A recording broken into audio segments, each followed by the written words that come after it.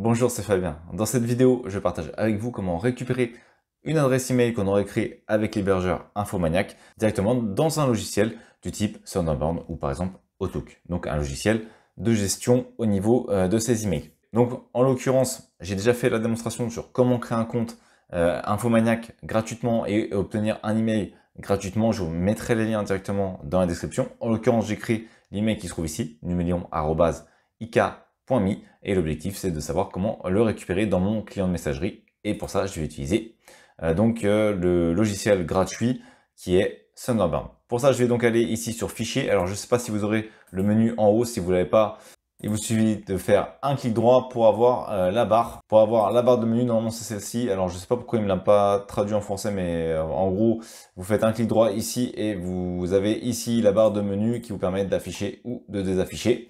Et ensuite vous allez sur fichier. Ensuite dans fichier, vous allez sur nouveau, puis vous avez compte de courrier existant, puisque notre compte de courrier est déjà existant.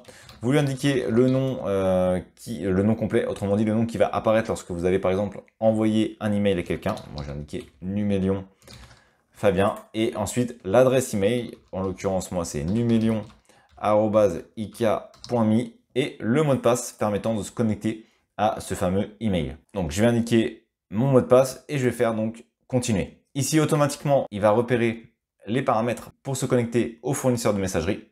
Le premier choix en IMAP, deuxième choix en POP3. IMAP c'est simplement qu'on va synchroniser avec les éléments du serveur, alors que POP3 ça va télécharger les éléments directement sur votre ordinateur. Donc moi personnellement je préfère synchroniser avec le serveur. Ici ce sont les choix de chacun, donc je vais conserver l'IMAP. Je vais faire terminer, et ici il va rechercher si par exemple il y a des éléments dans le carnet d'adresse. Bon, il n'y a rien puisque c'est une adresse de démonstration. Donc je vais tout simplement faire terminer, et comme prévu j'ai ici mon adresse numelion.ik.me qui est prête. Je vais cliquer sur le courrier déjà existant. Donc on peut voir qu'on avait déjà du courrier. Il a récupéré tous les emails qui avaient été envoyés. Donc on peut voir qu'au niveau de la récupération, ça fonctionne. Et maintenant, si je souhaite écrire un email, on va tester que ça fonctionne également. Je vais envoyer un email de test, donc sur une adresse qui est jetable, et on va indiquer par exemple test en sujet et test en envoi. Je vais faire envoyer. Je patiente, le message a bien été envoyé. On peut voir d'ailleurs désormais, j'ai le dossier envoyé qui vient d'apparaître au fur et à mesure que je vais avoir des éléments qui vont s'ajouter au niveau du serveur. Par exemple, imaginons que je souhaite archiver. Et bien si j'archive, directement ça va ajouter un nouveau dossier ici. Si par exemple je fais ici un clic droit et que je fais archiver, on va tester, et bien comme prévu ça a bien ajouté. Au fur et à mesure ça va ajouter en fait des éléments en fonction de ce qu'on va faire. Et ça, pourquoi? Parce que ça synchronise avec le serveur. Donc ensuite si j'utilise un autre logiciel, par exemple sur mon téléphone portable, et bien ça aura synchronisé les éléments. Plutôt que de récupérer en POP3 comme tout à l'heure, en fait en POP3 ça va se passer uniquement sur notre ordinateur.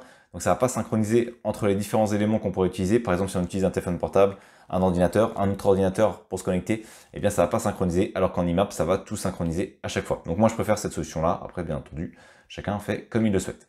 Donc maintenant on va aller voir qu'on a bien reçu l'email. Donc je vais actualiser au niveau, et voilà, au niveau de Yopmail, et comme prévu j'ai bien récupéré mon fameux email qui a été envoyé par numelion@ik.me. Donc ça fonctionne également si vous souhaitez envoyer des emails avec votre compte Infomaniac. J'ai déjà présenté tous les avantages à créer un compte gratuit chez Infomaniac, à créer un email gratuit chez Infomaniac.